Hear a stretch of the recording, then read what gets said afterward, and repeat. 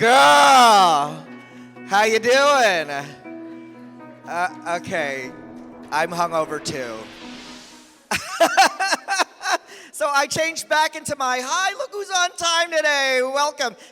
Give Bank of America a huge round of applause as they all straggle to their seats. We've lost some people. Some lifeboats did not return. I changed out of my pink suit because I'm going back to being a dad in a couple of hours. I don't know if you know this about me. I'm married with a son. I have a 14-year-old. So if anybody wants to kill me right now, make it look like an accident, that would be really great. If you've ever raised a teenager, you know what I'm talking about. I lobbied in Washington, D.C. for the Every Child Deserves a Family Act to prevent discrimination in foster and adoption, which is what my husband did. Because in 9 states, thank you, it was fun. I love lobbying. It's like trick-or-treating. You know, you're knocking on everybody's door. And every GOP door was closed, right? It was just like Family Guy. Mitch McConnell not here. Lindsey Graham not here. But I met AOC. Oh my God, she was gorgeous. I was like, if Capitol Hill is Coachella, you're Beyonce. And she whispered to me, shut the fuck up. So I thought that was hilarious. But 9 years ago, my husband and I adopted a 5-year-old African-American boy from Compton. I'm Asian, my husband is white, our son is black. We look like the last 2 minutes from It's a Small World. So we're all in show business. You know, all of my friends and family are in show business, and my son was raised by season 2 of Drag Race because my husband was a production coordinator on that show. So my son was literally raised by drag queens. We would have dinner on the set, and he would play Xbox with Willem and Shangela when he was really little. And one day I was picking him up from school, and one of the other parents came up to me, and that's just the worst moment in any parent's life. When you pick up a child and another parent comes up to you, it's like, oh no, what does this bitch want? And she was like, your son is calling my son a girl. And I said, what?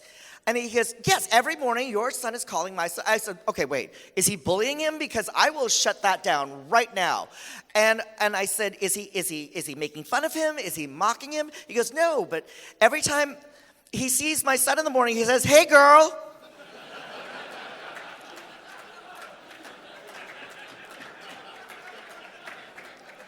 So I had to kind of break it down for the straight white mom. That's gay for, hi, how are you?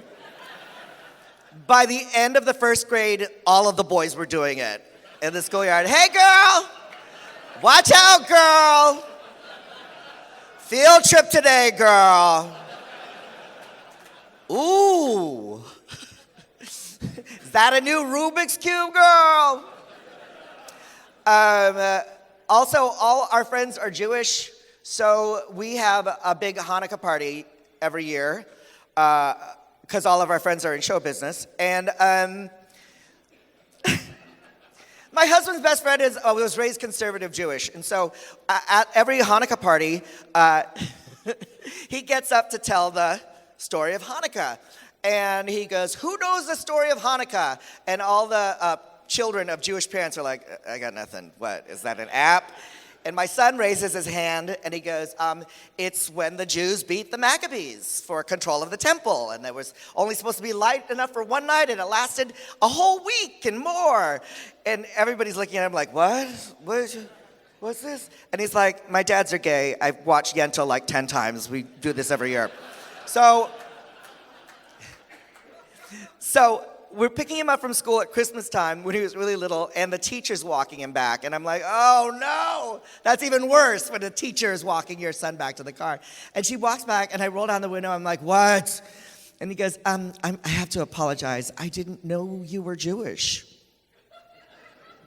And I said, what? Well, our after-school activity today in arts and crafts was we were to make a holiday ornament.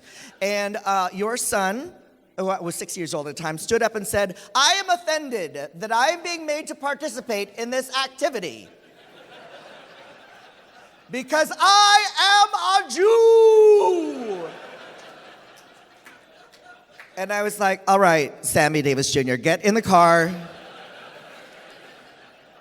You're not a Jew. 5 minutes on the clock. I'm like, okay, all right.